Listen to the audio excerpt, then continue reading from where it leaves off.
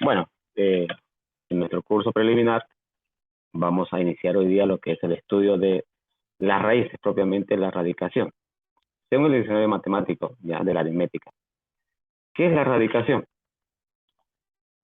Según las definiciones que nos da el diccionario de las matemáticas, nos dice que la radicación, ahí se lo estoy sombreando, es una operación o es la operación inversa de la potenciación. Recordemos que la potenciación era las cantidades de veces que se repite un mismo número. Entonces, es decir, que la radicación es la operación inversa. ¿Y en qué consiste? Consiste en que dados dos números llamados radicando, o también se le suele decir al radicando cantidad subradical, e índice de raíz. Esos son los dos números que intervienen en la radicación. Radicando e índice de raíz. Se halla un tercer número al cual ya propiamente vendría a ser lo que es la raíz. Suena un conceptito algo rebuscado, pero es fácil de entender en la parte práctica. Dicha raíz dice, al elevarse al índice, siempre va a dar un número igual al radicando o cantidad. Entonces, es decir, que lo primero que tenemos que identificar para la radicación o el estudio de las raíces es los elementos. En ese recuadro amarillo que acabo de marcar es el índice de raíz. Es el numerito que se le coloca al símbolo propiamente de la raíz, que es esa como pequeña letra B con una línea horizontal. Este es el símbolo de raíz. Y dentro de ese símbolo de raíz, propiamente ya está el radicando, que es el otro número. ¿Sí? Índice es número, radicando o cantidad radical es el otro. Y que al elevarse, dice el índice, me va a dar como resultado otro valor numérico, que es propiamente la raíz. Esa es la definición. ¿Qué más tenemos que aclarar en este sentido? Y ya cuando reconocemos las raíces, hay ciertas raíces, en este caso, que se dan sobreentendido el índice raíz. ¿Cuál sería ese único valor que se da sobreentendido, como en el caso, en el estudio de los números, como en el número 1, que mayormente siempre se da sobreentendido delante de una letra? Se da sobreentendido en los denominadores, cuando un denominador es 1, se sobreentiende. Entonces, en las raíces también hay ese sentido de darse de sobreentendido. En este caso, la raíz de índice 2, es decir, la raíz cuadrada. Es la única vez, ya, que el número 2, que es la raíz cuadrada, no se anota como número. Se lo voy a cambiar de colorcito ahí.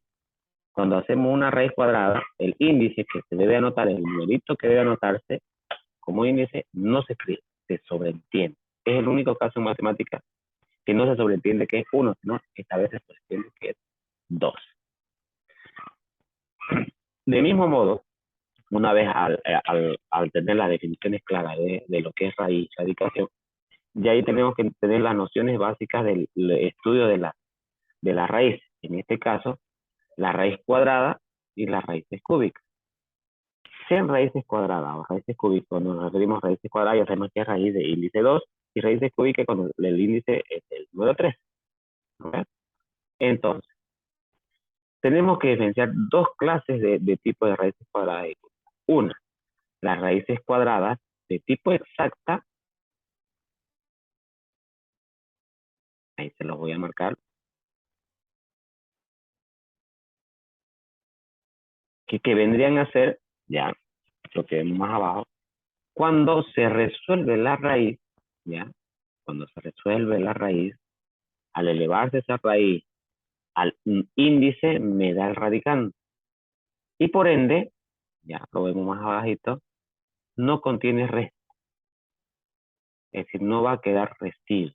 Y ahí nos da un ejemplito que me dice, si tengo la raíz cuadrada de 16, 16 es lo mismo decir 4 al cuadrado, fíjense, este cuadrado corresponde al índice de la raíz, lo elevo y me da como resultado el radicando, o cantidad subradical. Y como vemos, me da exactamente el valor, 4 al cuadrado por potencia sabemos que es 16. Entonces que la raíz cuadrada de 16 es 4, no hay residuo, no hay resto. y a eso se le llama una raíz cuadrada exacta. Pero así como existen raíces cuadradas exactas, existen este otro tipo de raíces que no tendrían ese valor exacto, se le dirían raíces cuadradas enteras. ¿Qué quiere decir esto? Es lo que vendríamos a llamar en la jerga de divisiones, división inexacta, cuando te queda residuo. Pero en el estudio de las raíces se le llama raíz cuadrada entera. Es decir, que cuando se le extrae el cuadrado perfecto, que ahora enseguida lo voy a explicar, cuando se eleva un número, es decir, la raíz se lo eleva al índice de la raíz, te queda un residuo para poder alcanzar al radicando. Veamos el ejemplo. Es un número cuadrado perfecto que se lo eleva, pero siempre te va a quedar un resto. Hay una parte de residuo.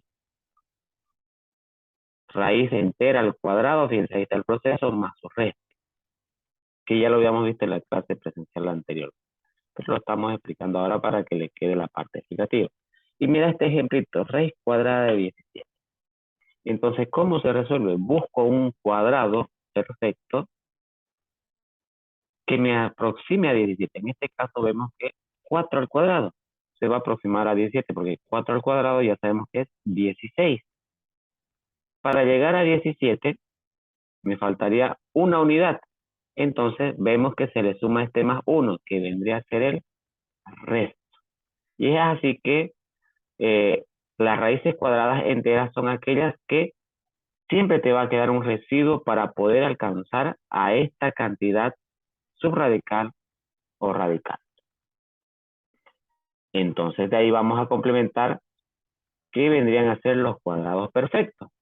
Los cuadrados perfectos son aquellos números que dan como resultados a partir de la potencia. Como lo aprendimos la potencia, 1 al cuadrado, 1, 2 al cuadrado, 4. Entonces, los cuadrados perfectos serían el 1, el 4, porque surge de 2 al cuadrado, el 9, que es 3 al cuadrado, 9, 4 al cuadrado es 16, 5 al cuadrado 25, 6 al cuadrado 36 y así sucesivamente.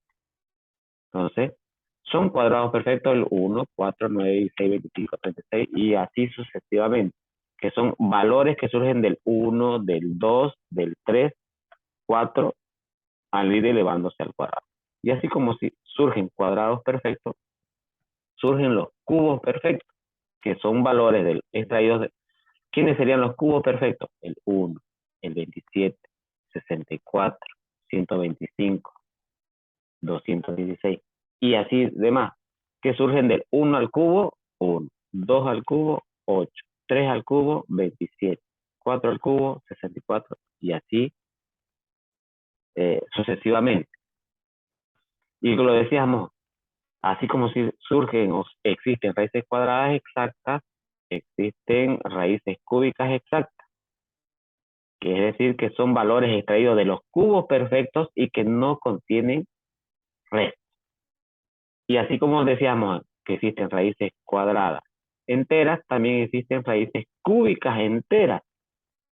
Es decir, que surgen de los cubos perfectos, pero siempre te va a quedar un resto o residuo para alcanzar el valor del radicando allá. Entonces, con esto hemos hecho la previa introducción de lo que sería los conceptos definitorios de lo que son las raíces. No entraremos en detalles al cálculo de raíces enteras, porque estos son conceptos aprendidos a nivel primario. Ahora vamos a iniciar propiamente lo que es el estudio, ¿ya?, de las propiedades de las raíces.